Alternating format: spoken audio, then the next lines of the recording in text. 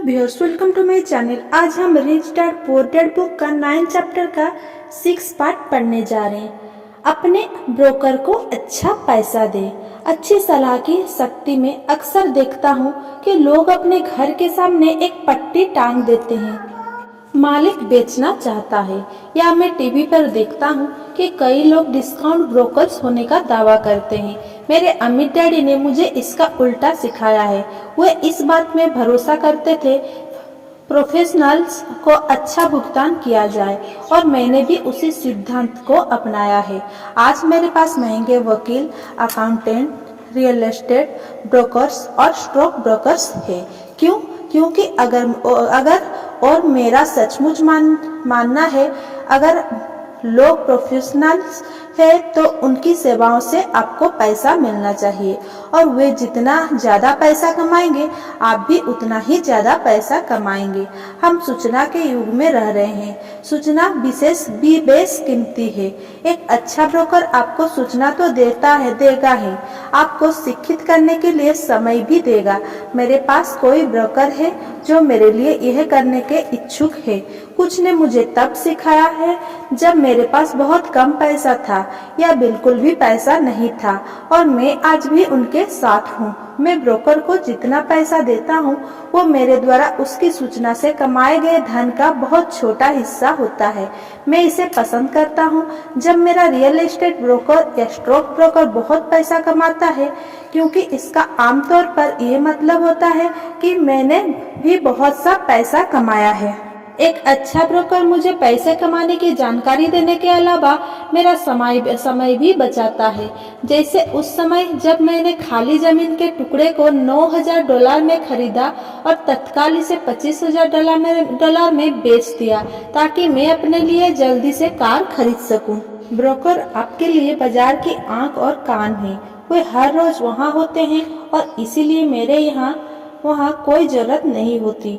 मैं उसके बजाय गोल्फ खेल सकता हूँ। इसके अलावा जो लोग खुद ही अपना घर बेचते हैं, उनके लिए खुद के समय की कोई खास कीमत नहीं होती। मैं कुछ समय बचाने के चक्कर में अपना समय क्यों खराब करूं, जबकि इस समय को मैं ज्यादा पैसा कमाने या अपने अंतरंग लोगों के साथ बिताने में इस्तेमाल कर सकता हूं। मुझे ये बहुत मजेदार लगता है कि इतने ज्यादा गरीब और मध्य वर्गीय लोग रेस्तरां में खराब सर्विस के बावजूद 15 से 20% टिप देते हैं, और ब्रोकर को 3 से 7% देने में आनाकानी और शिकायत करते हैं। वे खर्च वाले कॉलम के लोगों को टिप देते हैं और संपत्ति वाले कॉलम के लोगों को टिप देने से कतराते हैं। ये आर्थिक समझदारी नहीं है। सभी ब्रोकर एक जैसे नहीं होते।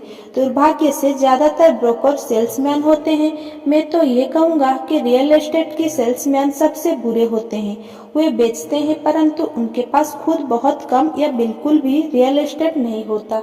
घर बेचने वाले ब्रोकर और निवेश बेचने वाले ब्रोकर में बहुत बड़ा अंतर होता है, और ये स्टॉक, बॉन्ड, म्यूचुअल फंड और बीमा ब्रोकर के बारे में भी सही है, जो खुद को फाइनेंशियल प्लानर कहते हैं। परिकथा की ही तरह आप एक राजकुमार खोजने के लिए बहुत से मेंढकों को चुनते हैं। पुरानी कहावत को याद कीजिए, अगर आपको एनसाइक्लोपीडिया की जरूरत हो तो एनसाइक्लोपीडिया बेचने वाले से ना पूछे। जब मैं किसी प्रोफेशनल का इंटरव्यू लेता हूँ तो मैं पहले ये पता करता हूँ कि उसके पास खुद कितनी व्यक्तिगत प्रॉपर्टी या स्टॉक है, और वो कितना फीसदी टैक्स दे रहा है।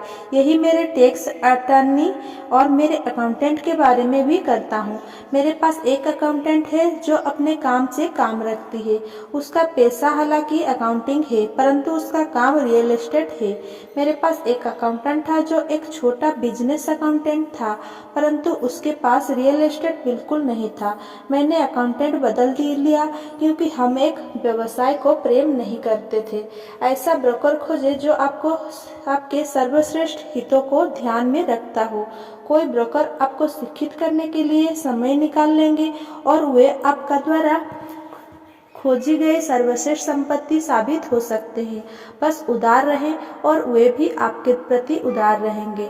अगर आप उनके कमीशन में ही सोच रहेंगे सोच रहेंगे तो वे आपके आसपास क्यों रहना चाहेंगे। ये विशुद्ध और आसान सा तर्क है। जैसा मैंने पहले कहा था, मैनेजमेंट की दक्षताओं में से एक लोगों का मैनेजमेंट है। कई लोग केवल ऐसे लोगों को मैनेज कर पाते हैं जो उनसे कम स्मार्ट हो और जिन पर उनकी सत्ता हो। जैसे किसी ऑफिस में अधीनस्थ कोई द्वयम दर्जे के मैनेजर्स ही बने रहेंगे और उन्हें कभी तरक्की नहीं मिलेगी, क्योंकि वे यह तो जानते हैं कि नीचे वालों के साथ कैसे काम लिया जाता है, परंतु वे ये नहीं जानते कि ऊपर वालों के साथ कैसे काम किया जाता है। परंतु वो नहीं जानते कि ऊपर वालों के साथ कैसे काम किया जाता है।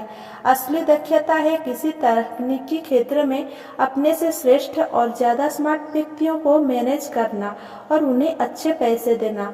इसीलिए कंपनियों में ब्रांड ऑफ डायरेक्टर होता है, आपके पास भी होना चाहिए, और ये फाइनेंशियल समझदारी है।